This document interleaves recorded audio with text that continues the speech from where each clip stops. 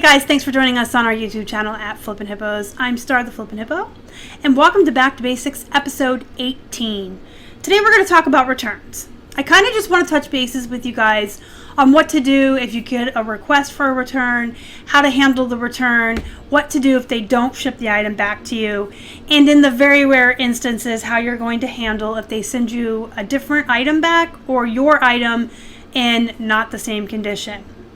Up front, I'm going to tell you that probably 99.99% of the time, your returns are going to be run-of-the-mill. They're going to go nice and smooth. You're not going to have any issues. It's just going to be a matter of refunding the money. And then sometimes you're going to run into problems. So first thing is, the buyer will either send you a message letting you know that they're unhappy with their item, or they'll just open a return without contacting you first. Let me reiterate something I've said 1,000 times in 1,000 different videos. This is a business, so keep your emotions out of it. When they're asking for a return, it's not against you. It's nothing personal. It's not against your business. Chances are they didn't read the description, they didn't pay attention to your measurements, and it doesn't fit them. That is the biggest one we get if you do use clothing. There will be other reasons for returns, but generally speaking, returns are usually because the buyer got something that they don't like, or they changed their mind, or they have buyer's remorse. And most of the time that's because they didn't read the description or pay attention to the photos. It's nothing against you. You didn't manufacture anything that you sell.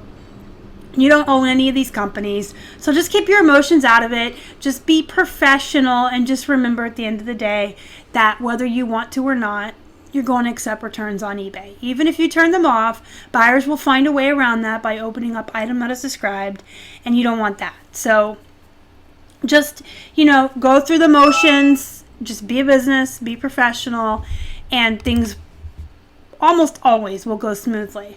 The thing with the people who message you first, they are either trying to be polite and just let you know, hey, I want to return this, or they're the people that are fishing for a partial refund or a free item. And I've done enough videos on that, even a live show once, about why you should not give in to that and why you should absolutely make them return the item before they get a refund.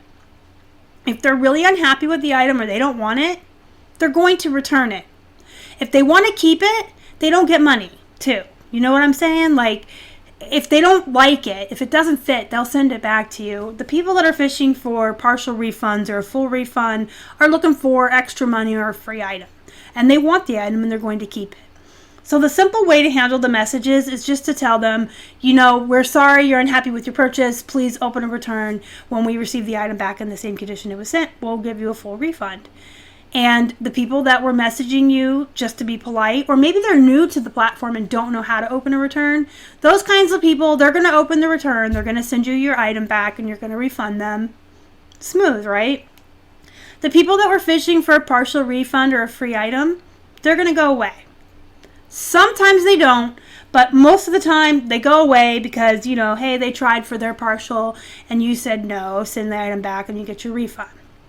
Some of them will try to call your bluff in turn. So they try to get the partial, you call their bluff and say return it for a refund. Now they're going to open the refund to call your bluff. They're hoping that once they open the return, you're going to change your mind and think, well, this isn't worth it to pay for it to get it back. I can't resell it. They're hoping that them opening the return will trigger something in you that causes you to refund them without making them return it. No, don't do that. Again, I've made plenty of videos. I'm not here to get up on my soapbox tonight.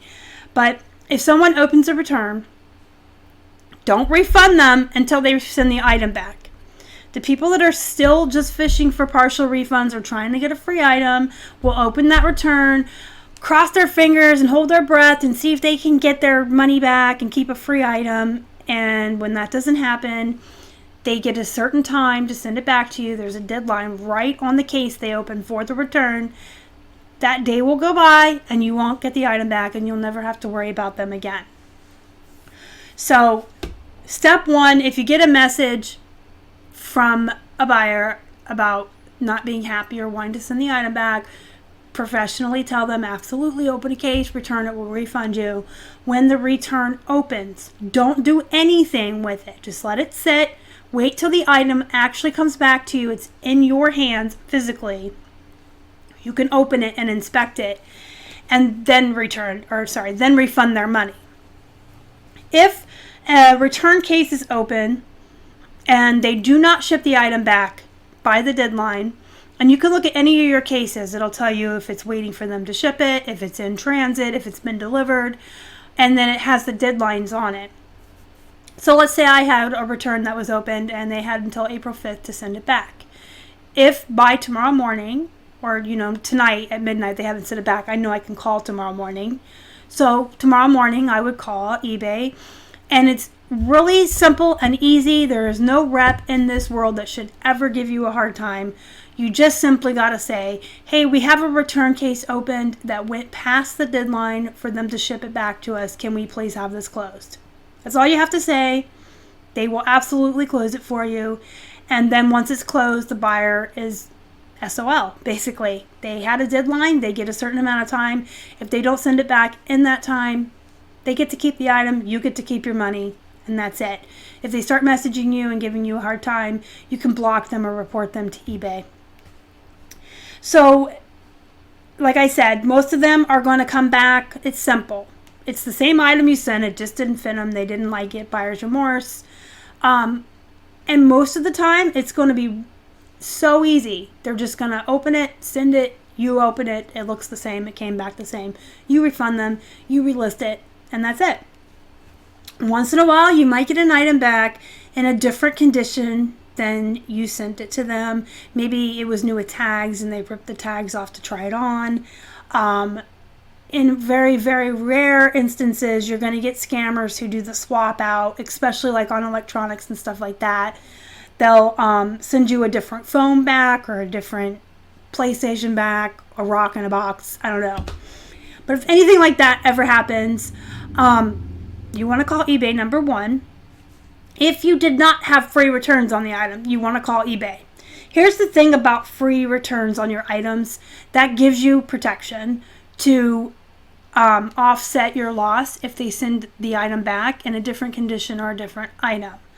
And eBay will 100% back you up. So let's say I sent out a pair of jeans new with tags, but they had free returns.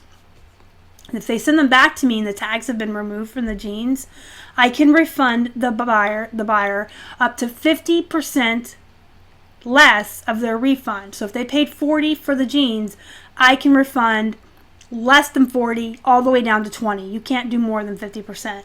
But if I feel like the jeans value was cut in half because they're no longer new with tags, I can absolutely refund them only $20. You give the reason in the message. There's a little box you get to type your reason in. 9 times out of 10, they're going to fight you because they're upset that they didn't get all their money back. But you don't have to deal with them anymore. We've only had to do this like once or twice. As long as you give a good explanation of why you did it. They came back without the tags. It came back dented. It came back dirty, whatever. And explain. And you can decide how much you're going to keep and refund them less.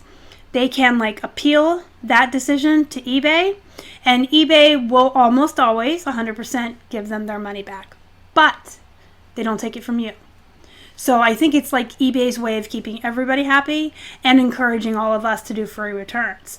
Because if we get our items back different, we don't have to go through the whole thing with calling eBay and fighting, and you just refund them less. You refund them what you think they defaced the value of the item, then they'll appeal it 9 times out of 10, and then eBay refunds them and everybody's happy. I have not ever heard of eBay not refunding them. If they appeal the fact that they didn't get all their money back and they won and they cry enough, eBay will refund them because that's what they do. But it didn't come out of your pocket. So if they did rip tags off and your jeans are worth less, $20 less now, you can keep that $20 from them and then resell them for $20, if that makes sense. But you don't want free returns on everything, and I understand that. Not everybody likes free returns. Not everybody wants them on everything. We don't have free returns on everything. If it weighs more than a pound, I'm not putting free returns on that, because in all the instances of all the honest people that would return that, I don't want to pay priority prices on things that weigh over a pound to come back. If that, if you follow what I'm saying. Because it's not often that people are going to send you items back damaged or in a different condition. It's very rare. Most returns are going to be smooth and simple. So if you put free returns on things that are really expensive and heavy, and you have an honest buyer who just has honest buyer's remorse or is returning it for a reason that they can file under free, well, they can return it for any reason with free returns, honestly, and it comes back in the same condition, it's kind of like, I didn't want to pay that. So we try to keep, returns on, but the buyer pays for them on items that weigh more than a pound. And of course, there's always the buyers that will open false item that is described as well. But, you don't want free returns on everything. So if they return something to you that didn't have free returns on it, whether they paid for the return or they opened an item that is described on you to make you pay the return, if it comes back in a different condition than you sent it to them in, or a different item comes back, or they send you a rock or whatever, your first step is to call eBay and let them know. Now, we've never personally dealt with this, but I do have a lot of friends who have. And here's what I understand. Depending on the day, the time of day, the rep you get on the phone, and whatever mood that rep is in on that day, when you call eBay, they may or may not side with you. I've heard people call in and say, I got this back and it's broken, and eBay refunded them immediately right there on the phone. Boom, done. And then I've heard horror stories where eBay said, too bad, we're not doing anything. And I know you guys all have called eBay and dealt with them, and we all know that we all get different answers from different reps. They're not all on the same script. They're not all trained by the same people. I think some of them just kind of make it up as they go, but your first step is to call eBay. If they're not going to fix the situation for you, if they're not going to do anything about it, you can go to ic3.gov and fill out the paperwork they have for internet fraud or mail fraud, because sending you something in the mail that is different than what they're supposed to be sending you as a return is considered mail fraud. It is a federal crime. You can go to ic3.gov and fill out your paperwork for them committing this crime, and then I would message them on eBay and say, hey, I filled out the ic3.gov on you for doing this. Call eBay back, give them proof that you have filed it. That will usually spark a fire under their butt. Once eBay knows you're serious enough that you filed this IC3 paperwork, it makes you look like you're serious, and eBay will get serious with you, and they'll usually take care of you and get you your refund and everything. So don't just threaten to do it. Do it. If somebody sent you a rock or a different item in the mail and eBay is not going to help you out, you can go to ic3.gov, fill out your paperwork, because they committed an internet fraud or mail fraud on you, and you are within your rights to fill out that paperwork. But as soon as you do it, I would immediately call eBay back and let them know you filled it out, and contact the buyer. Scare them too. Put some fear into them, and let them know that you're not going to stand for this, that you're not going to let them do that. As far as protecting yourself when you open your returns, I know that I've heard a lot that it doesn't matter if you have video or photos, eBay does not accept those as proof. And the reason is eBay feels like you could take a photo or a video at any time, or stage photos or stage videos, and they won't accept them as proof. I guess they think we would open our return, take out our item, hide it, put a rock in the box, and reopen it on video. I don't know, but they won't accept video or photos for proof. The one thing you can do is open your returns in front of a postal worker, but there's a but to that too. If you have your returns sent to your home address, if your home address is your address on eBay, and that's what's on your labels that you print out, and that's where your returns go to, unfortunately you can't get the box off your porch and walk down to the post office. because that kind of falls under eBay's premise that you had time to stage it or fix it, so when you open it, it's whatever you want it to be. If you have a P.O. box, which we do, and I would suggest everyone getting one of those, but if you have a P.O. box and your returns get delivered there, when your postal worker brings it to the counter for you, you can ask them to watch you open it. And if they watch you open it, allegedly their word saying that they handed it to you unaltered, you opened it in front of them, and they saw what was in there with you, is good enough for eBay. They're a federal employee. They can say, you know, this came here in the mail, was not altered, I handed it to them, they opened it in front of me. And that's about the only protection or recourse you have as far as showing proof of what you received in the mail. So when eBay does pull the whole, whoa, you don't have any proof, that's when you go to ic3.gov and say, look, I'm really serious. Now, are you ever going to have to deal with this? Maybe. Probably not. If you do a lot of used clothing on Plush like we do, probably not. It's not something you'll ever have to deal with. A lot of the swaps and scams and stuff like that are on bigger electronics, smaller electronics too. I guess I meant like bigger money items. But even then, it's so few and far between. It does happen. It does happen, and it does happen to the best of us. But most of the time, it's not going to happen. Most of the time, someone's just going to open a return because they don't want it. They're going to send it back to you. You're going to open it up, check it out, and refund them. Again, just keep an eye on your return cases. If they go past the date they have to send them back to you, call eBay, get them closed out. Do open everything and inspect it before you refund, just to make sure. If you have free returns on items and something's different, you can refund less than the full purchase price, and you just type in your reason. And I guess the only other advice I would have is to keep around $20 to $50 in your PayPal at all times.